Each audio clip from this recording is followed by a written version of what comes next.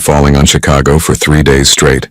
Not the dramatic, cleansing kind of rain that washes away sins in movies, but the persistent gray drizzle that seeps into your bones and makes everything feel heavier than it is.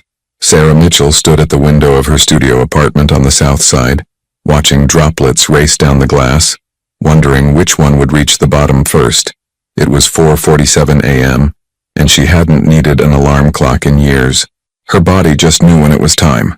The apartment was small, barely 400 square feet, but it was hers. Or rather, it was the landlord's. But she'd been paying rent on time for 6 years, which in this neighborhood was something close to ownership. The walls were thin enough that she could hear Mrs. Chen upstairs padding around in her slippers, starting her own morning routine. The radiator clanked and hissed, providing just enough heat to keep the November cold at bay, but not enough to actually feel warm. Sarah moved through her morning ritual with the efficiency of someone who had done it 1,000 times. Shower, 3 minutes, because hot water cost money. Coffee, instant black, no sugar. Toast, 1 slice, butter spread thin. She stood at the counter eating, looking at the bulletin board she'd hung above her microwave. Pinned there were reminders of a different life, or maybe a life she'd hoped to have. A brochure for community college, now 2 years out of date. A business card from a photography studio where she'd once inquired about apprenticeships. A faded photo of her mother, smiling in a garden that didn't exist anymore. Stop it, she told herself quietly, dumping the coffee mug in the sink. Just stop. The walk to Rosie's diner took 23 minutes. Sarah had timed it dozens of times, adjusting for weather, time of day, her own energy levels. In rain, it took 25. She left at 5:30 a.m. to clock in by 6 a.m. sharp, because Rosie didn't tolerate lateness, and Sarah couldn't afford to lose this job. Not again. The streets of Bridgeport were just beginning to wake up. Streetlights still glowed orange against the gray morning, creating halos in the mist. A garbage truck rumbled past, its workers calling to each other in Polish. The corner store, Martinez Groceries, had its lights on, and through the window Sarah could see old Mr. Martinez arranging produce, the same careful movements he'd been making for 30 years. This was her world. Small, predictable, safe. Every crack in the sidewalk was familiar. Every storefront told a story she knew by heart. The boarded-up laundromat that used to be a dance studio. The Vietnamese restaurant that changed owners every 18 months. The church with the crooked cross that nobody ever fixed. Sarah pulled her jacket tighter, a thin windbreaker that had seen better days, and kept walking. Rosie's diner sat on the corner of 31st and Morgan, a relic from the 1960s that stubbornly refused to modernize or die. The neon sign, Rosie's in cursive pink script with a coffee cup that no longer lit up, flickered in the rain. The building itself was narrow, squeezed between a pawn shop and a shuttered barber shop, with windows that fogged up in winter and let in too much heat in summer. Inside, the air smelled like coffee, bacon grease, and something else. The accumulated scent of 50 years of meals, conversations, arguments, and deals. The floor was checkered black and white linoleum, cracked in places and worn smooth in others. The counter ran the length of the diner, with 12 red vinyl stools that spun if you sat on them right. 8 booths lined the window side, their red vinyl patched with duct tape in various places. "You're early," Rosie called from the kitchen. She was 68, built like a fire hydrant, with gray hair always pulled back in a tight bun and eyes that missed nothing. She'd owned the diner for 42 years, bought it with settlement money from a lawsuit nobody ever talked about. "Rain," Sarah replied, hanging her jacket on the hook in the back.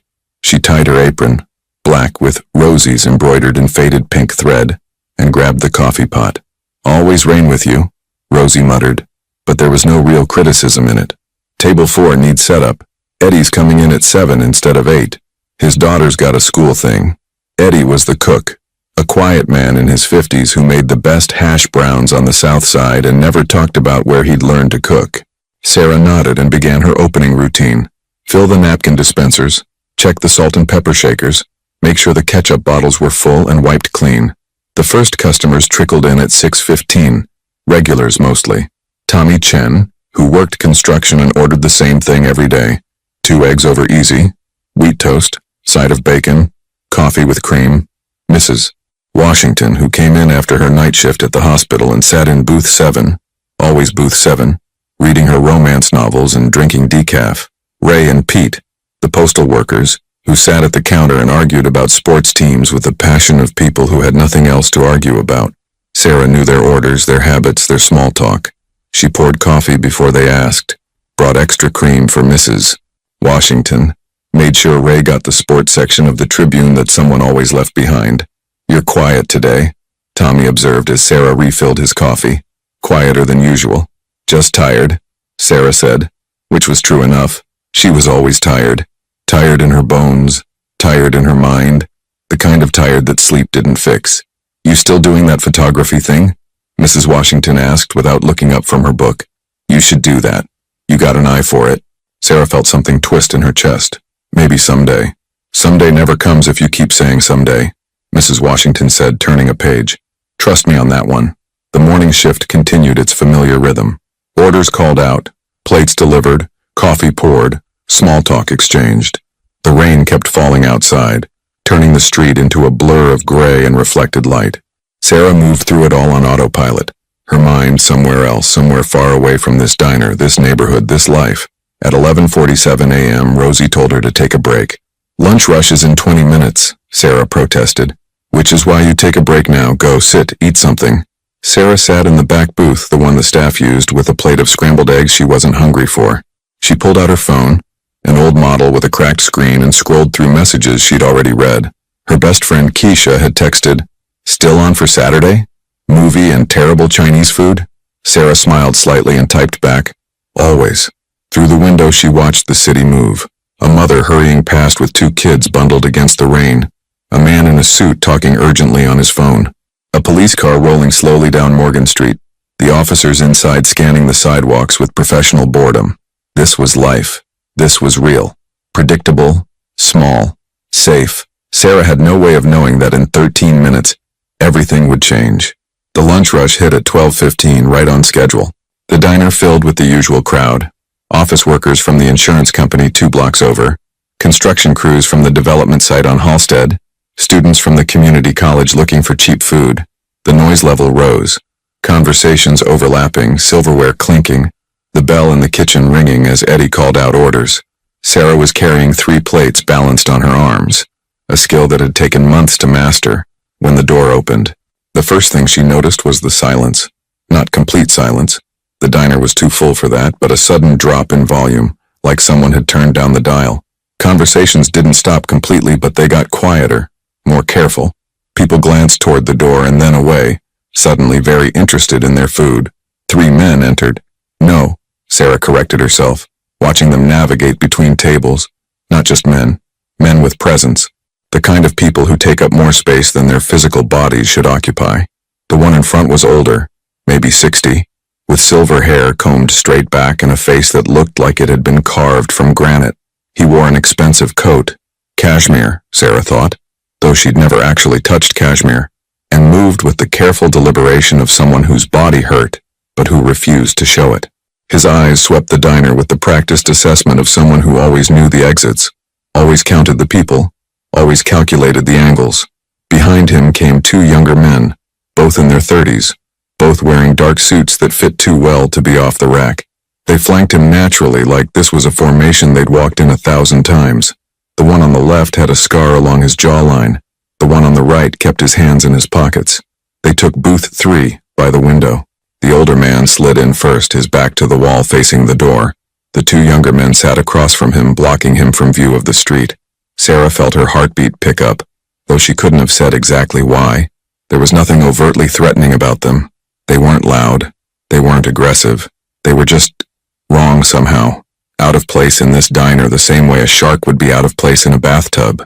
"Table 3, Rosie said quietly, appearing at Sarah's elbow. The older woman's face was carefully neutral. "Just be polite. Take their order. That's all." "Who are they?" Sarah whispered. "People who come in sometimes. Just treat them like anyone else." But Sarah could see the tension in Rosie's shoulders, the way her hands gripped the coffee pot just a little too tightly. This wasn't normal. Nothing about this was normal. Sarah took a breath and walked over to booth 3. Up close, she could see more details. The older man's hands resting on the table were scarred across the knuckles. The man with the scar on his jaw had eyes that never stopped moving, cataloging everything, everyone. The one with his hands in his pockets hadn't taken them out yet. Good afternoon, Sarah said, her voice steadier than she felt. Can I get you something to drink? The older man looked up at her, and Sarah felt pinned by his gaze. His eyes were pale blue, almost gray, and they studied her with an intensity that made her want to step back, but she held her ground. Coffee, he said. His voice was rough, like gravel being ground underfoot. Black. Same, said Scarjaw. The third man just nodded. Sarah's hand shook slightly as she poured the coffee. Don't spill it, she thought. Please don't spill it. She didn't, but it was close. Do you need a few minutes with the menu? She asked. The older man waved a hand dismissively. Just coffee. Sarah nodded and retreated, feeling their eyes on her back. At the counter, Rosie was serving 2 construction workers, her movements quick and efficient. But Sarah saw how her gaze kept flicking toward booth 3. The diner had returned to its normal volume, but there was still an undercurrent of awareness. People were eating, talking, living their lives, but part of everyone's attention remained on those 3 men by the window. Sarah busied herself with other tables, refilling water glasses, taking orders, delivering food, but her awareness kept circling back to booth 3. The men sat in silence, drinking their coffee. They didn't talk to each other. They didn't check their phones. They just sat waiting for something. At 1:17 p.m., the older man's phone rang. He answered it, listened, said 3 words. 20 minutes, understood, and hung up. He stood slowly, carefully, like someone whose body didn't cooperate the way it used to. The 2 younger men stood with him, moving in sync. That's when Sarah saw it happen. The older man took 1 step away from the table and stopped. His hand went to his chest, fingers splaying against the fabric of his expensive coat. His face, already pale, went white. Boss, said Scarjaw, reaching for him. The older man's knees buckled. Not dramatically, not like in movies, just a sudden loss of strength, his body folding in on itself. The 2 younger men caught him, lowering him to the floor with surprising gentleness. The diner erupted into chaos. People stood, chairs scraping. Someone screamed. Someone else shouted, "Call 911." Sarah was moving before she thought about it, pushing through the crowd that was forming. Medical training kicked in, the CPR certification she'd gotten 3 years ago, hoping it might help her get a better job. She dropped to her knees beside the man. "Give him space," she said, her voice loud and firm. Everyone stepped back. The 2 younger men looked at her with something between suspicion and desperation. "Who are you?" demanded Scarjaw. "I'm certified in first aid. Let me help."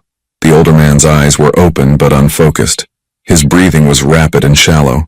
Sarah checked his pulse, fast, irregular. She saw sweat beading on his forehead despite the cool air. "Sir, can you hear me?" she asked, leaning close. "What's your name?" His eyes found hers, and for a moment, there was startling clarity in them. His hand shot out, gripping her wrist with surprising strength. He pulled her down, his mouth close to her ear. "Don't call anyone," he whispered. The words were barely audible, just a breath of sound. "Don't call." His grip loosened. His eyes rolled back. He slumped against the floor, unconscious. Sarah's heart hammered against her ribs. "Someone call 911, she shouted, even as her brain screamed at her that he'd just told her not to. "Already calling." Rosie's voice came from somewhere behind her. Scarjaw grabbed Sarah's shoulder, his grip tight enough to hurt. "What did he say to you?" Nothing. He didn't say anything." "You're lying." I saw his lips move. "What did he say?" "I couldn't hear him. I don't know." The man with his hands in his pockets, they were out now, leaned down, his face inches from Sarah's. "This is very important. What did he tell you?" "I don't know." Sarah's voice cracked. "I couldn't understand him. Please, just let me help him." But she was lying. She knew she was lying, and she could see in their eyes that they knew it too. The next few minutes blurred together. Sarah tried to keep the man stable, checking his breathing, his pulse. The 2 younger men hovered, watching her every move with hawk-like intensity. The other diner patrons pressed back, giving space but not leaving, held by the morbid fascination of witnessing something terrible. Rosie appeared with a folded jacket, placing it under the man's head. "Ambulance is 3 minutes out," she said quietly. 3 minutes felt like 3 hours. Sarah knelt there, her knees on the cold linoleum, her hand on the unconscious man's wrist, feeling his pulse flutter erratically. She could feel the 2 younger men watching her, weighing her, calculating something she didn't understand. "You're the waitress," said the man with hands that were no longer in his pockets. It wasn't a question. "You work here?" "Yes." "You live nearby?" Sarah's blood ran cold. Why does that matter? Answer the question. Yes. In Bridgeport. The two men exchanged a look, some silent communication passing between them. Sirens approached, growing louder. The tension in the diner ratcheted up another notch. Sarah saw Scarjaw's hand move to his jacket, then stop. A decision made, then reconsidered. The paramedics came through the door with practiced efficiency, all business and calm professionalism. Sarah stood, stepping back, her legs unsteady. She watched as they assessed the unconscious man, asking questions. How long has he been unconscious? Any known medical conditions? Did he take anything? That the two younger men answered in careful, minimal words. A female paramedic, maybe 30, with her hair pulled back in a ponytail, glanced at Sarah. You the one who called it in? No, yes. Someone called. I just tried to help. You did good. Kept him stable. The paramedic returned to her work, sliding an oxygen mask over the man's face. They loaded him onto a stretcher with careful efficiency. The two younger men moved to follow. Scarjaw paused, turning back to Sarah. He pulled something from his pocket. A business card, plain white with just a phone number embossed on it. No name, no company. Just 10 digits. You remember anything he said? Scarjaw told her, his voice low and urgent. You call this number. Immediately. You understand? Sarah took the card with numb fingers. I told you I couldn't hear. If you remember, he repeated. You call. Your safety might depend on it. Then they were gone, following the stretcher out into the rain. The ambulance doors closed. The sirens wailed. And just like that, the diner returned to something approximating normal. Except it wasn't normal. It would never be normal again. The rest of Sarah's shift passed in a fog. People talked around her, asking questions she answered on autopilot. A police officer came, young, looking barely old enough to shave, and took a statement. Name, address. What had she seen? What had she heard? Did the man say anything to you? The officer asked. Pen poised over his notebook. Sarah felt the business card burning in her apron pocket. No, she lied. He was unconscious. The lie tasted bitter on her tongue. She'd never been a good liar. But something in her gut, some instinct she didn't know she possessed, told her that telling the truth would be dangerous. More dangerous than lying to a police officer. The officer made some notes and left. The lunch crowd gradually dispersed. By 3 p.m., the diner was nearly empty again. Just a few regulars nursing coffee and pretending they hadn't witnessed anything unusual. Rosie found Sarah in the back, sitting on an overturned milk crate, staring at nothing. You okay? Rosie asked. I don't know. What did he say to you? Sarah looked up sharply. Everyone keeps asking me that. Because everyone saw him say something. His mouth moved. You leaned in close. So what did he say? Sarah's hands twisted together in her lap. Rosie, I really don't... Sarah. Rosie's voice was firm but not unkind. I've been running this diner for 42 years. You know what I've learned? Sometimes you see things.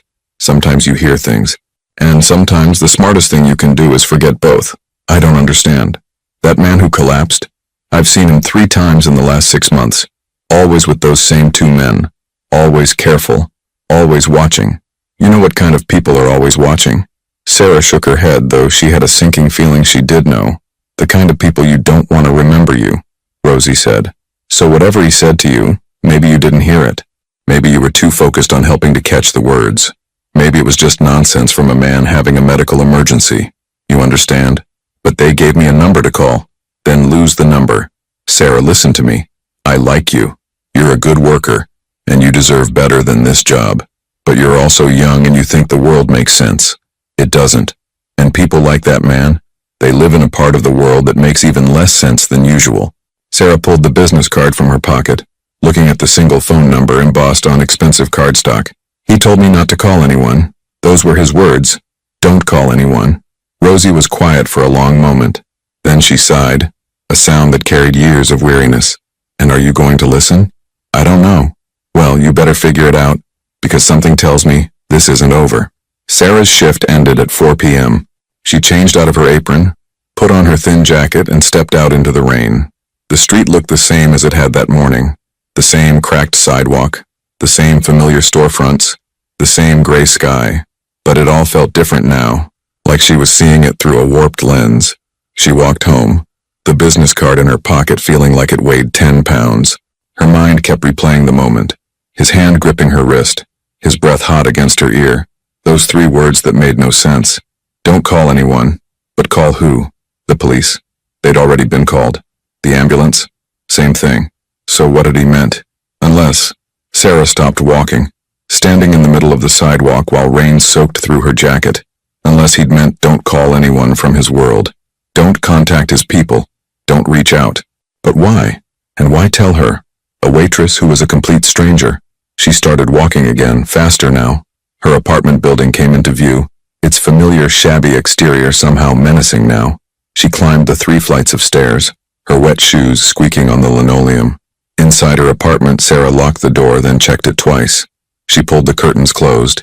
She stood in the middle of her small space, dripping on the floor, and pulled out the business card.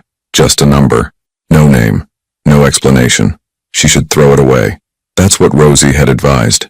And Rosie was smart. She'd survived in this neighborhood for 4 decades. She knew things. But Sarah's fingers wouldn't release the card. Instead, she found herself pulling out her phone. She didn't dial the number. Not yet. But she entered it into her contacts, saving it under a single letter. X. Then she sat on her bed, still in her wet clothes, and tried to process what had happened. A man had collapsed in front of her. That part was clear. He'd whispered something to her. That part was also clear. And now 2 men who looked like they could make problems disappear had her name, her workplace, her neighborhood. What had she stumbled into? Night fell early in November.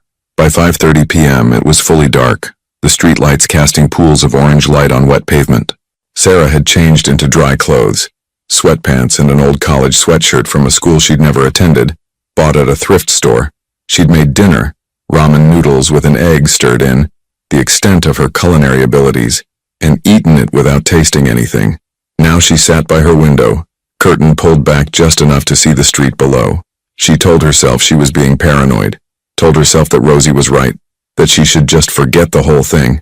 The man had probably been having a heart attack or a stroke. His words had probably been the confused rambling of someone in medical distress.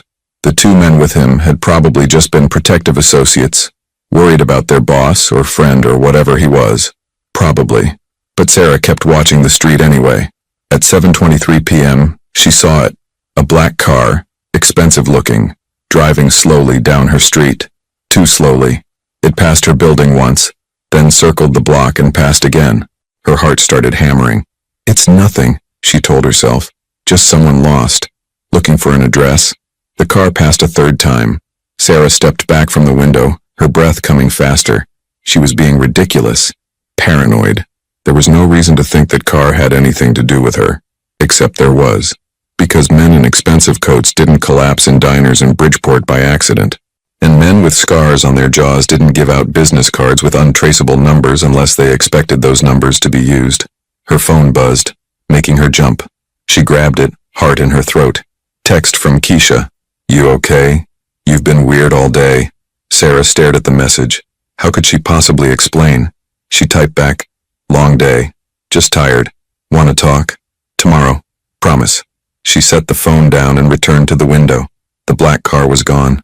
The street was empty except for Mrs. Chen's son, parking his beat-up Honda across the street. Normal. Everything was normal. Sarah went through her evening routine mechanically. Shower. Teeth brushed. Set the alarm for 4:47 a.m. She lay in bed, staring at the ceiling, listening to the familiar sounds of her building settling around her. Mrs. Chen's television, muffled through the ceiling, pipes clanking, someone's bass music thumping distantly, the radiator's sporadic hissing. Normal sounds. Comforting sounds. But Sarah couldn't sleep. She kept thinking about pale blue eyes, about a hand gripping her wrist, about 3 words that didn't make sense. Don't call anyone. At 11:47 p.m., exactly 12 hours after she'd taken her break at the diner, Sarah heard something that wasn't normal. Footsteps in the hallway outside her apartment. Slow, deliberate, stopping right outside her door. She sat up, barely breathing. A shadow moved in the gap under her door. Someone was standing there. Just standing. Sarah's hand moved to her phone, fingers hovering over the screen. Should she call 911? But what would she say? Someone standing outside my door? That wasn't a crime. The shadow moved away. The footsteps receded down the hall. Sarah waited 5 minutes, then 10, then 15. When she finally worked up the courage to look through her peephole, the hallway was empty, but tucked under her door was a single piece of paper, folded once. Sarah's hands shook as she picked it up. She unfolded it slowly, half expecting, she didn't know what, a threat, a warning. Instead, there were just 7 words, written in neat, precise handwriting. He's stable. They know you heard. Careful. No signature. No explanation. Sarah turned the paper over. Nothing on the back. She checked the hallway again, still empty. She locked her door, checked it twice, then pushed her small dresser against it for good measure. Then she sat on her bed, the note in one hand and her phone in the other, and finally admitted what she'd been denying all day. She was in danger. She didn't understand why. She didn't understand from what. But she understood the basic truth. A stranger had collapsed in front of her, whispered a warning, and now people were watching her building, leaving notes under her door, letting her know she'd been noticed. Sarah looked at her phone, at the contact saved as X. 1 call. That's all it would take. 1 call to that number and maybe she'd get answers. Maybe she'd get help. Or maybe she'd get something much worse. The rain continued to fall outside, tapping against her window like fingers trying to get in. Sarah sat in the darkness of her apartment, trying to decide which scared her more, making that call or not making it. Sarah didn't sleep. Not really.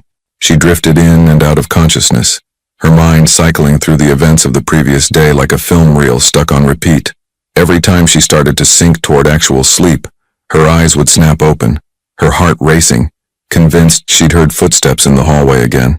At 4:47 a.m., her body woke her as usual, but this time she felt different, heavier, like the air in her apartment had thickened overnight, making every movement require extra effort. She sat on the edge of her bed, the mysterious note still on her nightstand where she'd placed it before attempting sleep. In the gray pre-dawn light, the handwriting looked different, less threatening, more matter-of-fact. Just information, a warning from someone who, for reasons she couldn't fathom, wanted her to be careful. But careful of what? And careful from whom? Sarah went through her morning routine on autopilot, but everything felt wrong. The coffee tasted bitter. The toast stuck in her throat. Even the familiar sounds of Mrs. Chen upstairs felt ominous rather than comforting. She kept looking at her phone, at the contact saved as X, her thumb hovering over the call button. What would happen if she called? Who would answer? What would they want from her? And more importantly, what had that man meant by, "Don't call anyone"? The words had been so urgent, so specific. Don't call anyone. Not don't call the police or don't call for help. Just anyone. Sarah pulled on her jacket, checked her reflection in the bathroom mirror, and barely recognized herself. Her eyes had dark circles underneath them. Her skin looked pale, almost gray. She looked like someone who'd seen something they shouldn't have, which she supposed was exactly what she was. The walk to Rosie's diner felt different this morning. Every car that passed made her tense. Every person on the street seemed to look at her too long. The black car from last night wasn't there. She'd checked 3 times, but that almost made it worse. Where was it? Who had been driving it? At the corner of 29th and Morgan, Sarah stopped abruptly. A man in a gray coat was standing across the street reading a newspaper. Nothing unusual about that, except nobody read physical newspapers anymore. And he wasn't really reading. His eyes kept flicking up, scanning the street, then back down to the paper.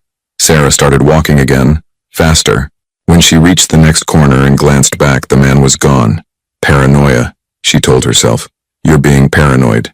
But the note under her door hadn't been paranoia. The business card in her pocket wasn't paranoia. The 3 words whispered in her ear weren't paranoia. She reached Rosie's at 5:52 a.m., 8 minutes earlier than usual. The diner was dark except for the kitchen light in back. Rosie's car, a 15-year-old Buick that rattled when it idled, sat in its usual spot in the tiny parking lot. Sarah used her key to enter, the familiar bell above the door chiming. The diner felt different too, smaller somehow, more confined, like the walls had moved in during the night. Early, Rosie's voice called from the kitchen. Couldn't sleep? Something like that. Rosie appeared in the kitchen doorway, wiping her hands on a towel. She studied Sarah with those sharp eyes that missed nothing. You look terrible. Thanks. I mean it. You look like you've been up all night. This about yesterday? Sarah hung up her jacket, tied her apron. Someone left a note under my door last night. Rosie's expression didn't change, but Sarah saw her shoulders tense. What kind of note? The kind that says people know I heard something. The kind that says to be careful. Show me. Sarah pulled the folded paper from her pocket. Rosie took it, read it quickly, then read it again more slowly. When she looked up, her face was grave. Sarah, listen to me very carefully. You need to take a few days off. What? I can't afford. Paid. I'll pay you. Just take a few days, get out of town, visit a friend, go somewhere these people won't know to look. Rosie, I don't understand what's happening. Who are these people? What did I get involved in? Rosie was quiet for a long moment. Then she sighed, folded the note and handed it back. You know the Castellano family? Sarah shook her head. Good. That means you're smart enough not to pay attention to things that don't concern you. The Castellanos have been in Chicago for 70 years. They're business people. Import, export, real estate, restaurants.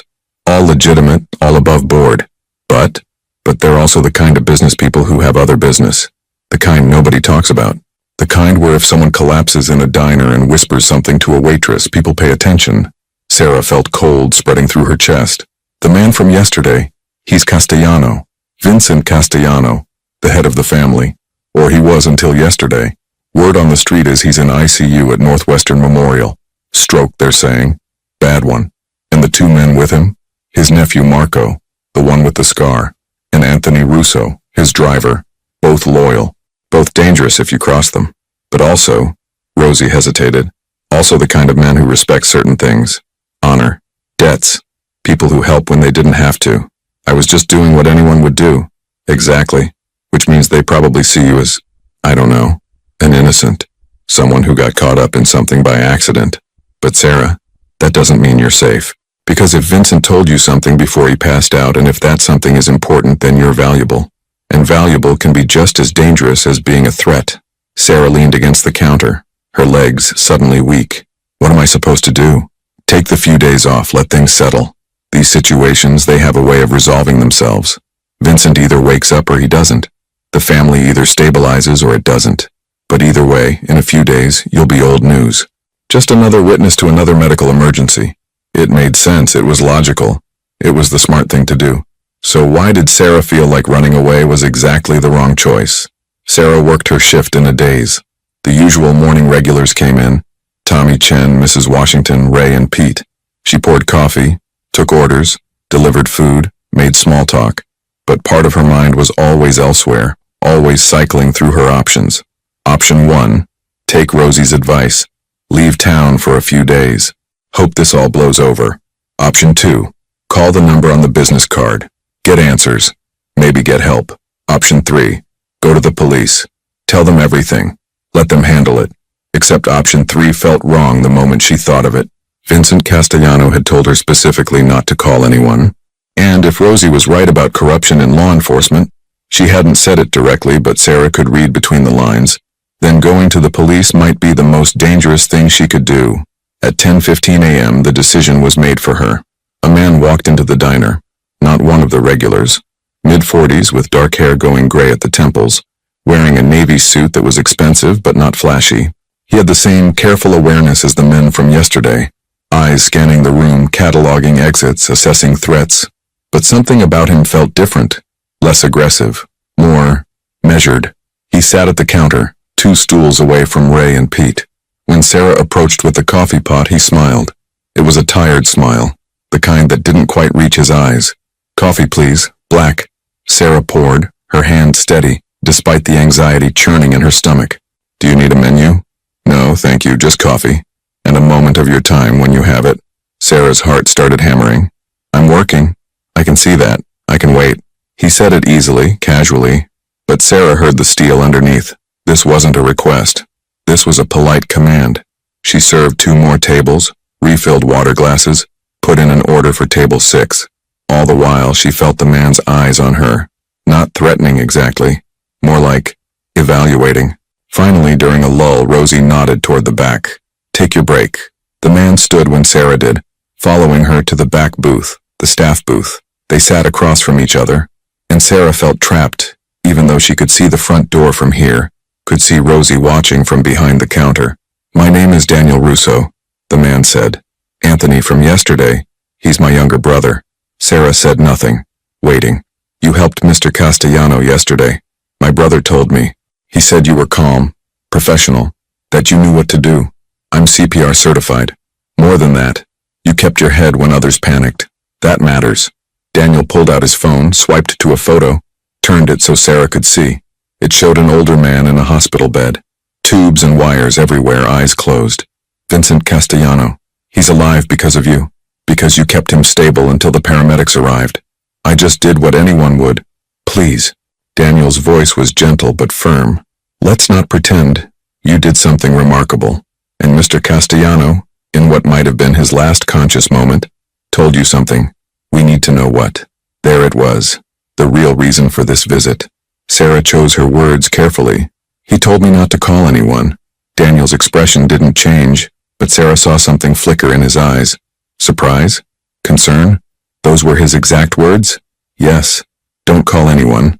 Then he passed out. And did you? Call anyone? The paramedics were already being called. I didn't call anyone else.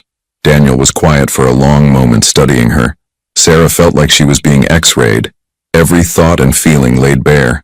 You're afraid, he finally said. It wasn't a question. Yes. Good. Fear keeps you careful. But Sarah, may I call you Sarah? You need to understand something. What you witnessed yesterday, what Mr. Castellano told you, it puts you in a very delicate position. I don't want to be in any position. I just want to go back to my normal life. I know, I believe you. But the problem is, normal life isn't an option right now. Because there are people who need to know you're not a threat. And there are other people who need to believe you might be useful. And both groups are going to be watching you. Sarah felt the weight of those words settle on her chest. What do I do? First, you trust me. I know that's asking a lot. But my family, the Russos, we've worked with the Castellanos for 3 generations. We're not what you probably think we are. Yes, we operate in gray areas. Yes, we do things that exist outside normal society. But we have rules. Honor. We don't hurt innocent people. Forgive me if I don't find that completely reassuring. Daniel's lips quirked in what might have been a smile. Fair enough.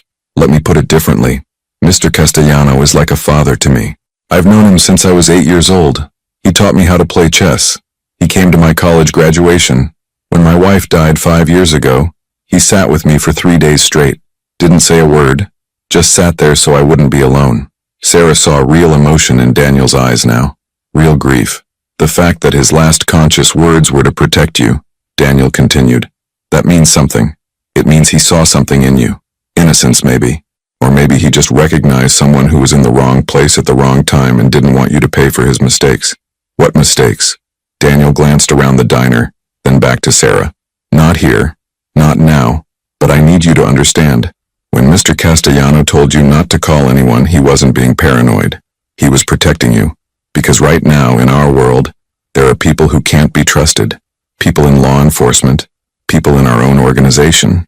People who would use you to get to him. Why would they use me? I don't know anything. You know he said something. That's enough. They'll want to know what. And they'll assume he told you more than he did. Sarah's hands were shaking. She pressed them flat against the table. This is insane. This is my life. I can't be part of this. I know, and I'm sorry, but you are part of it now, whether you want to be or not. So the question is, do you want to face it alone, or do you want help? Sarah stared at Daniel Russo, trying to read his face, his intentions. Everything about this felt wrong. Everything about this went against every instinct she had about staying safe, staying out of trouble, staying invisible. But another part of her, the part that had taken CPR certification hoping to become an EMT, the part that had once dreamed of being a photojournalist, documenting real stories, the part that was tired of being invisible, that part was curious. What kind of help? She asked quietly. Protection first. People watching your building, making sure nobody approaches you who shouldn't. Information second. We can tell you who to avoid, who to trust, what's really happening. And third, Daniel hesitated. Third, we can make sure that when this is over, you can actually go back to your normal life, that you're not looking over your shoulder for the rest of your life. And what do you want in return? Honesty. If you remember anything else Mr. Castellano said, anything at all, we need to know. And if anyone approaches you, anyone, you contact us immediately. Sarah thought about the note under her door, about the black car circling her building, about the man with the newspaper who wasn't really reading. Someone already has, she said. Last night, they left a note under my door. Daniel's expression went hard. Show me. Sarah pulled the note from her pocket. Daniel read it, his jaw tightening. Did you see who left it? No. I heard footsteps, then they were gone. When I looked, just the note. This is good handwriting. Educated. Someone with care for details. Daniel pulled out his phone, took a photo of the note. May I keep this? Sarah nodded, not trusting her voice. Daniel pocketed the note and leaned forward, his voice low and urgent. Sarah, I need you to understand how serious this is. Mr. Castellano didn't have a stroke. He was poisoned. The words hit Sarah like a slap. What? The doctors ran tests, found traces of something in his blood, something that induced the symptoms of a stroke. Someone tried to eliminate him and they did it in public, in a place where witnesses would just assume medical emergency. But who? That's what we're trying to figure out. There are factions within the organization. People who think Mr. Castellano is too old, too soft. People who want to take the family in a different direction, more aggressive, more violent, more willing to cross lines that Mr. Castellano never would. Sarah's mind was reeling. And you think whoever poisoned him knows that he spoke to me? We know they know. The note proves it. They know you heard. That's not generic. That's specific. Someone wants you to know you're being watched, either to intimidate you into silence, or to see what you'll do. This is insane. I'm a waitress. I make minimum wage plus tips. I live in a 400-square-foot apartment. I'm nobody. You're the last person Vincent Castellano spoke to before losing consciousness. In our world, that makes you very much somebody. Daniel's phone buzzed. He glanced at it, frowned. I need to go. But Sarah, please think about what I said. We can protect you, but only if you let us. He stood, pulled out his wallet, left a $100 bill on the table. For the coffee and your time. My number is on that card my brother gave you. Please, call it. Tonight. Even if just to talk. You shouldn't be alone in this. Then he was gone, walking out of the diner with the same careful awareness he'd entered with. Sarah sat there staring at the $100 bill, her thoughts churning. Poisoned. Vincent Castellano had been poisoned, which meant someone had tried to eliminate him, which meant there was a power struggle, which meant people were willing to cross serious lines to get what they wanted, and she was in the middle of it. Rosie appeared at the table. What did he want? To offer me protection. Are you going to take it? Sarah looked up at her boss, this woman who'd survived 42 years in this neighborhood by knowing when to see things and when to look away. What would you do? Rosie sat down across from her, something she rarely did during business hours. You want the truth? I'd take it. Because men like Daniel Russo, they don't make offers like that lightly. If he says you need protection, you probably do. And if he's offering it, it means he sees value in keeping you safe. That's what scares me. What value? What do they think I know? Maybe nothing. Maybe it's just about doing right by someone who helped when they didn't have to. The Castellanos. They're old school. They believe in debts, honor. You saved Vincent's life, or at least tried to. That creates an obligation. Sarah thought about that. An obligation. A debt. In some ways it made sense. In other ways, it terrified her. Her phone buzzed. A text from an unknown number. Black Honda Civic, license plate 847HNK, parked across from your building. Not one of ours. Be careful. Sarah's blood ran cold. She showed the phone to Rosie. That's from them, Rosie said quietly. From the Russos. They're already watching out for you. Without my permission. Did you want them to wait for permission while someone else made a move? Sarah didn't have an answer for that. The rest of Sarah's shift was a blur of anxiety and hyper-awareness. Every customer who walked in got scrutinized. Every car that passed outside got noted.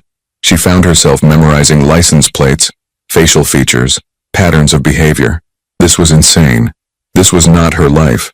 Her life was simple, predictable, safe. Except it wasn't anymore. At 3:47 p.m. another text came from the unknown number. Black Honda left 20 minutes ago, replaced by gray Nissan. Same pattern, different watchers. Sarah typed back, "Who is this?" The response was immediate. "Daniel, we're monitoring the situation. You're safe for now." For now. Those two words carried a weight Sarah didn't want to contemplate. Her shift ended at 4 p.m. She changed out of her apron, pulled on her jacket, and stepped out into the afternoon. The sky was gray again. It seemed like the sky was always gray lately, and a cold wind blew off the lake, cutting through her thin jacket. Sarah walked home, but this time she paid attention, really paid attention. She saw the gray Nissan parked 2 blocks from her building, engine running, someone sitting in the driver's seat. She saw a man in a coffee shop window, laptop open but eyes on the street. She saw patterns she'd never noticed before, or maybe they'd never been there before. Her building felt different when she approached it. Less like home, more like a place where things might happen. The lobby, usually empty, had someone in it. A woman Sarah had never seen before, checking her mailbox with studied casualness. Sarah climbed the stairs to her apartment, keys ready. At her door she paused, listening. No footsteps, no shadows under the door. She unlocked it, pushed it open carefully, half expecting someone to be inside. The apartment was empty, exactly as she'd left it that morning. Sarah locked the door, checked it twice, pushed the dresser against it. Then she sat on her bed and pulled out her phone. The contact labeled X stared back at her. One call, that's all it would take. Before she could overthink it, she pressed dial. The phone rang twice. Then a familiar voice answered. Sarah, thank you for calling. Daniel Russo. Not his brother Marco or the driver Anthony. Daniel himself. I need to understand what's happening, Sarah said without preamble. All of it. No more hints. No more careful explanations. The truth. Can you meet me? Somewhere public, somewhere you'd feel safe? Sarah thought about that. Public meant witnesses. Public meant safety, theoretically. Where? There's a coffee shop on 35th and State. Bernie's. Do you know it? She did. It was a neighborhood institution, always busy, always safe. When? 6 p.m.? That gives you time to think, to prepare. And Sarah? Come alone. Don't tell anyone where you're going. Not Rosie, not friends, not anyone. How do I know I can trust you? You don't, but you called anyway, which means some part of you already does. 6 p.m. I'll be in the back booth. He hung up. Sarah sat there, phone in hand, wondering what she'd just agreed to. A meeting with a man who'd admitted to operating in gray areas. A man whose family had worked with organized crime for 3 generations. A man who claimed he wanted to help her but also needed something from her. This was a mistake. This was definitely a mistake. But at 5:30 p.m., Sarah found herself changing clothes. Jeans instead of sweatpants, a sweater instead of the thrift store sweatshirt. She brushed her hair. She looked at herself in the mirror and barely recognized the woman staring back. Who was she becoming? Bernie's coffee shop was exactly as Sarah remembered. Busy, warm, smelling of espresso and fresh pastries. The walls were covered in local art. The tables were mismatched, and the baristas knew half the customers by name. It was the kind of place that felt safe, felt normal, felt like the world made sense. Daniel was already there, sitting in the back booth as promised. He had a coffee in front of him, untouched. When he saw Sarah, he stood, a gesture of respect that surprised her. Thank you for coming, he said as she slid into the booth across from him. I'm not sure I had much choice. You always have a choice. That's important to remember. A barista appeared, Jenny, who Sarah knew from the neighborhood. What can I get you, hun? Chamomile tea, Sarah said. She needed to stay calm, and coffee would just make her more jittery. When Jenny left, Daniel leaned forward, his voice low. I'm going to tell you things that very few people outside our world know. I'm trusting you with this because Mr. Castellano trusted you, and his judgment is rarely wrong. But once you know these things, you can't unknow them. Are you sure you want this? Sarah thought about the note under her door, about the cars watching her building, about the fact that her normal life was already gone, whether she acknowledged it or not. Tell me. Daniel nodded. The Castellano family has been in Chicago since 1952. Vincent's grandfather, Angelo, came from Sicily with nothing and built an empire. Restaurants, real estate, import-export. All legitimate. But also, he paused. Also, other services. Protection. Mediation. Solutions to problems that couldn't be solved through official channels. You mean crime? I mean survival. You have to understand, when Angelo arrived, there were no laws protecting immigrants. No police willing to help when someone got cheated or attacked. So people like Angelo, they created their own systems, their own justice, and over time, those systems became institutions. Sarah's tea arrived. She wrapped her hands around the warm cup, grateful for something to hold on to. Vincent inherited this system, Daniel continued, but he also tried to change it, legitimize more of the operations, move away from the gray areas. He believed the family could evolve, could become fully legitimate within a generation. Not everyone agreed. The factions you mentioned. Exactly. There are people in the organization who think Vincent's vision is weak. They want to expand into territories we've stayed out of. They want to be more aggressive, more willing to use force. They see his age, his health issues, as an opportunity. So they poisoned him. We believe so. The substance used was sophisticated, something that would mimic natural causes. If you hadn't been there, if you hadn't kept him stable, he would have died in that diner, and everyone would have assumed stroke or heart attack, natural causes for a man his age. Sarah felt sick. But I was there. So what does that change? Everything. Because Vincent survived long enough to get to the hospital, and in the hospital they ran tests, found the poison, which means now it's not natural causes, it's attempted murder, which means there will be consequences, which means whoever did this needs to know what Vincent said in those last conscious moments. Don't call anyone. That's all he said. Think, Sarah. Really think. Was there anything else? A name, a place, anything? Sarah closed her eyes, replaying the moment, his hand gripping her wrist, his breath hot against her ear, the urgency in his voice. Don't call anyone. And then, nothing. Just his grip loosening, his eyes rolling back. No, she said, opening her eyes. That's all. I swear. Daniel studied her face, then nodded, apparently satisfied. Then here's what we think it means. Vincent was telling you not to call anyone from our world, not his people, not his rivals, because he didn't know who was behind the poisoning. He couldn't trust anyone except you, a stranger, an innocent. But I called the paramedics. The police came. That's different.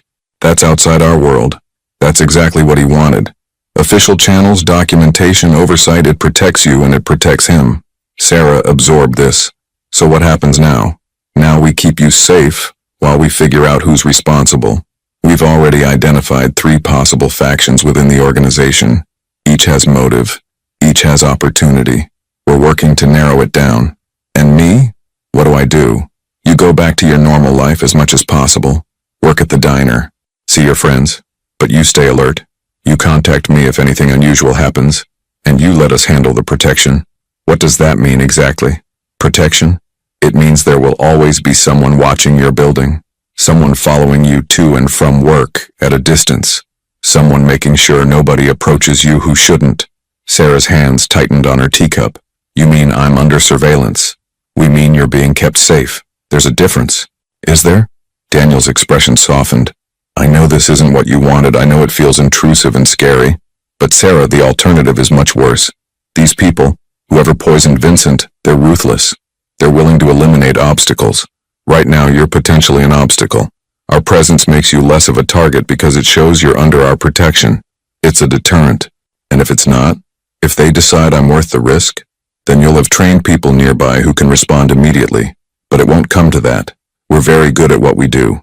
Sarah wanted to argue, wanted to stand up and walk away, wanted to go back in time to 2 days ago when her biggest problem was making rent and her biggest dream was maybe taking a photography class.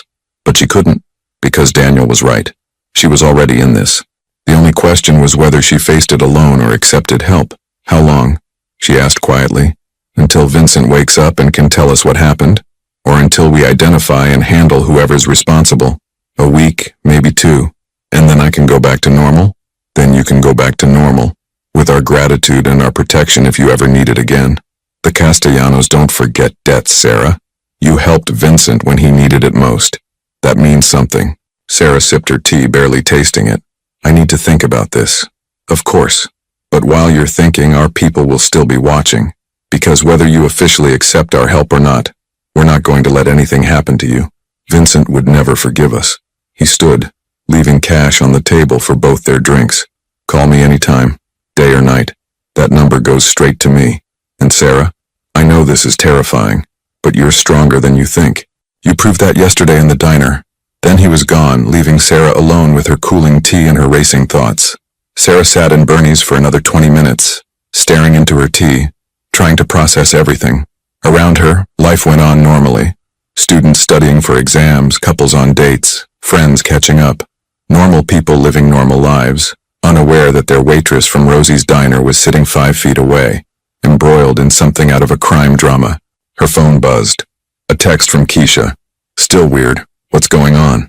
Sarah stared at the message. What could she possibly say? Hey, so I accidentally got involved with organized crime and now I'm under surveillance. That would go over well. She typed back. Family stuff.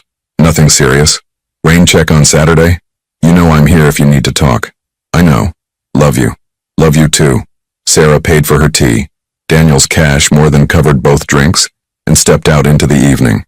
The sky had darkened fully now, streetlights creating pools of yellow light. The air was cold, promising more rain.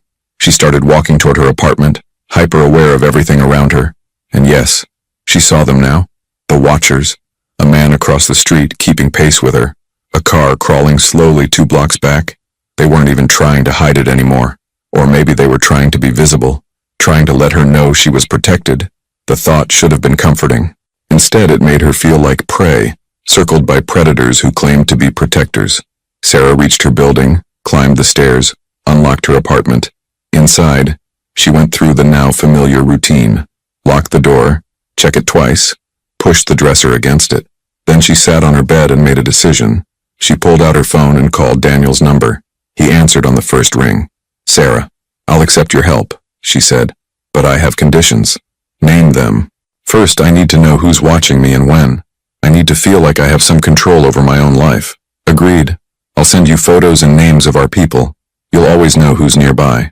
"Second, if I tell you I need space, need a break from the surveillance, you back off, even if just for an hour." Daniel was quiet for a moment. "I can't promise that if we have credible intelligence about a threat, but in normal circumstances, yes. You tell us to pull back, we pull back." "Third, when this is over, when Vincent wakes up or you catch whoever did this, I walk away. Completely. No obligations, no debts, no ties to your world. Sarah, you saved a man's life. That creates a connection whether we acknowledge it or not. But yes, when this is resolved, you're free to return to your life with no expectations from us." Sarah took a deep breath. "Okay, then we have a deal. Thank you. I'll have my people introduce themselves tomorrow. You'll feel better knowing their faces. I hope you're right. Try to get some rest. Tomorrow will be easier. I promise." He hung up. Sarah sat there in the darkness of her apartment, wondering if she'd just made the best decision of her life or the worst one. Only time would tell. Sarah's new reality began the next morning. Daniel introduced her to the protection team, Maria, a former security specialist who watched the day shift, and James, a quiet man who handled nights. They were professional, respectful, keeping their distance but always present. Days blurred together. Sarah worked at Rosie's, went home, lived under the weight of constant surveillance. But something unexpected happened. She began talking to Maria during coffee breaks. Real conversations about life, dreams, the paths that led them to this moment. "I wanted to be a teacher," Maria confessed one afternoon. "Funny how life works out." Sarah shared her own abandoned dreams. Photography, telling stories that mattered.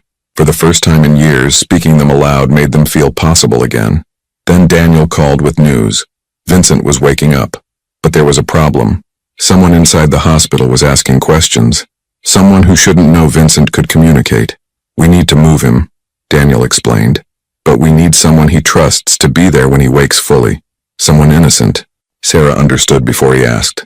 "You need me, only if you're willing. This goes beyond our agreement." Sarah thought of the man who'd used his last conscious breath to protect her. She thought of Maria's friendship, a feeling purposeful for the first time in years. "When do we leave?" The hospital room was quiet except for the steady beep of monitors. Sarah sat beside Vincent Castellano's bed, her hand near his. Daniel stood by the door, watching the hallway. Vincent's eyes fluttered open. For a moment, confusion clouded his face. Then recognition dawned. "The waitress," he rasped, his voice weak but clear. "You stayed. You told me not to call anyone," Sarah said softly. "I wanted to understand why." Vincent's lips curved into something resembling a smile. "Smart girl. You knew it meant something." He paused, gathering strength. "My own nephew, Marco. He wanted control, wanted to take the family in directions I wouldn't allow. He thought making it look natural would be clean." Sarah's chest tightened. Marco, who'd seemed so concerned, so loyal. The poison was meant to be untraceable. Vincent continued. "But you kept me alive long enough for tests. You saved me and exposed him without knowing it. I just did what was right." "Exactly. That's why I trusted you in that moment. Pure instinct. You were the only one there with no agenda, no connections. The only safe person." Daniel stepped forward. "Marco's been handled. Quietly. The family is stable. You were right about him, Vincent." Vincent nodded, exhausted. He looked at Sarah again. What do you want, girl? Name it. Money? A new life somewhere? Anything. Sarah had thought about this moment, what she might ask for. But sitting here, seeing this fragile human man who'd trusted her at his most vulnerable, she knew. Help me go to school, she said. Photography program at Columbia College. I want to tell real stories. Document real lives. That's all I've ever wanted. Vincent's eyes shone with something that might have been respect. Done. Full tuition. Living expenses. And when you graduate, you'll owe me nothing. No obligations. No strings. Why? Because you remind me that there's still goodness in this world. That not everything has to be calculated, transactional. You helped because it was right. That's rare. Worth preserving. Sarah stood in Rosie's diner one last time wearing her apron. Her acceptance letter to Columbia's photography program sat in her apartment. Tuition guaranteed by an anonymous scholarship. You sure about this? Rosie asked, refilling coffee cups. I'm sure. It's time. Mrs. Washington looked up from her book. Told you someday would come if you stopped just saying it. Sarah smiled, feeling lighter than she had in years. You were right. That evening, she met Daniel at Bernie's coffee shop. He slid an envelope across the table. First semester housing paid, stipend for equipment, and this. He pulled out a business card different from the others. My personal number, not for emergencies, just if you ever want to talk, you've been through something extraordinary. Sometimes it helps to talk to someone who understands. Are we friends now? Sarah asked, half joking. I think we might be. Strange as that is. Sarah pocketed the card. What happens to Marco? He's no longer part of the family, that's all I can say. But he won't bother you or anyone else again. And Vincent? Recovering. Slowly. He asks about you. Wants to see your first gallery show when you have one. Sarah felt unexpected warmth at that. Tell him I'll send an invitation.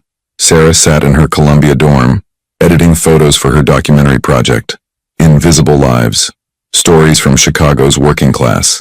Her camera focused on people like she used to be. Waitresses, cooks, janitors. People who kept the city running while remaining unseen. Her phone buzzed. A text from Maria. Coffee this week? I miss our talks. Sarah smiled. The strangest friendships had come from the darkest circumstances. She looked at the photo on her desk. The diner. Rosie behind the counter. Morning light streaming through foggy windows. Her old life, captured forever. She'd been so afraid back then. So small. Now, looking at Chicago's skyline through her window, she felt different. Stronger. Like she'd walked through fire and emerged with purpose. The experience had cost her innocence, yes. She saw the world's complexity now, its moral grays. But it had also given her something precious. The courage to claim the life she'd always wanted. Her phone buzzed again. Unknown number. Proud of you. V. Sarah's eyes stung.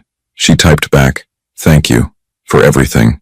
Outside, rain began to fall. The same persistent Chicago drizzle. But this time, Sarah saw it differently. Not as something heavy and oppressive, but as the city's heartbeat. Constant, real, alive. She picked up her camera and headed out. There were stories to tell.